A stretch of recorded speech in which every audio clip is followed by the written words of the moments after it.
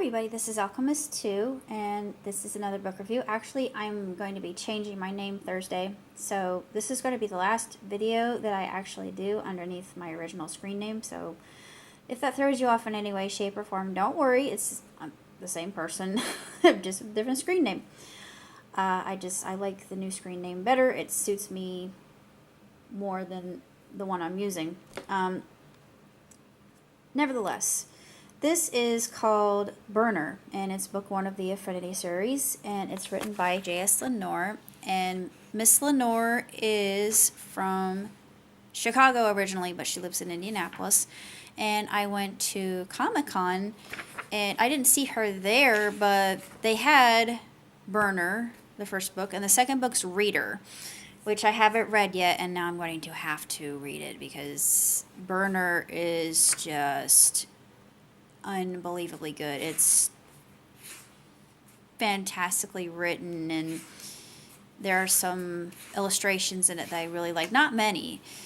Mostly your imagination is doing the work for you, but it's about this young lady. Her name's Kim, and she's a burner, and you learn what a burner is, and basically that's a medium, and they can exorcise ghosts, and she has contact with the dead, and she can speak to them, and it's really fascinating. It's absolutely sensational, and I'm thinking that a lot of these affinities, as they're called, the traits that the mediums possess, it describes what the percentage is with certain abilities, and it's just absolutely marvelous, and I really like the way that Lenore writes.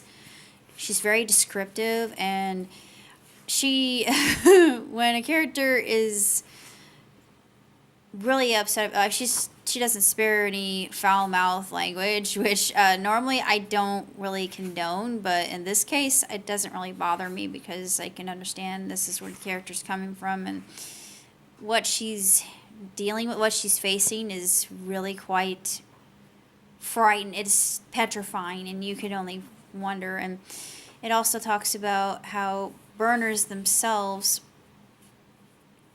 they could be a victim to their own abilities. They have to be so very careful not to become consumed or go dark, and that's what we all go through as human beings, so there's a lot of relatability too. And she's called to work on this case. She's a detective, so there's a lot of mystery involved and an intrigue, and it's very spooky in places. You think, huh? I mean, I had goose pimples when I was reading it, and now I've got to read Reader. I'm going to go ahead, and of course it has a preview of Reader in it and her website, and I'm going to read the glossary. Of course, we all know what a medium is. That's a person who can communicate with the spirits of deceased people. Mediums make about 0.2% of the population, depending on area. They bond with ghosts who have yet to turn. A ghost who is turned, when they are turning, they lose their sense of reality. After they turn, they can cause damage. And affinity is the skill set. There's 7 affinities: burner, reader, healer, speaker, shaker, seer, and passenger. Burner's most common. They can speak with the spirits, and they work with criminal justice or independent contractors. A reader, they are people who can pick up an object, and depending on how long they're in contact with that object, they can make some kind of determination as to who used it and what happened with it, but there's a limit to that ability. Of course, healer, that's pretty self-explanatory.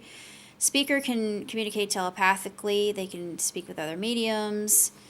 They work with burners and readers.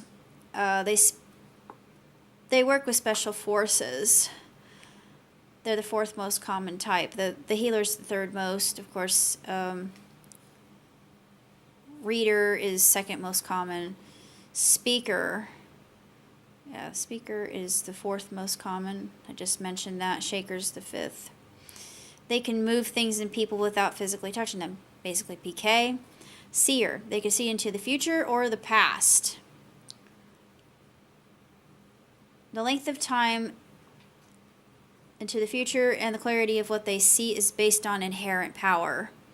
They work with finance, military, or political. They're 6 most common. Passenger, they can possess people. And it says, this is interesting, there's very little known about them. Almost no mediums are alive of that type. Second sight, that's the vision that the mediums use to interact with elements of the afterlife. Sending, that's when mediums and ghosts share a memory or thought with another medium or ghost. Circle, of course, all know about circles. Yeah, that's basically summoning. And I thought, yeah, that's alchemy right there. Runes, arcane marks. Of course, we know what runes are. Think about Norse mythology. Sigils, it's an arcane mark that link runes together. Focus arcane energy in circles. It channels energy in the circle. Wards, they're sets of sigils and runes. When I think about sigils, runes, and wards, this really reminds me of Shadowhunter Academy. There's a similarity. That's probably why I like it so much. And that's about it. And of course, she writes an acknowledgement at the very end, just thanking everybody that was responsible for her first book.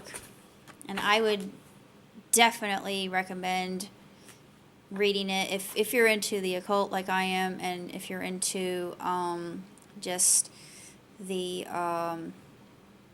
unknown, the paranormal, just things that don't necessarily make sense in the empirical realm, then I would definitely recommend it, because it's just absolutely magnificent. And I really hope that I can get the second book now, because now I need to read it. That's all I got to say. So until next time, live long, prosper. Ciao, Tootsie.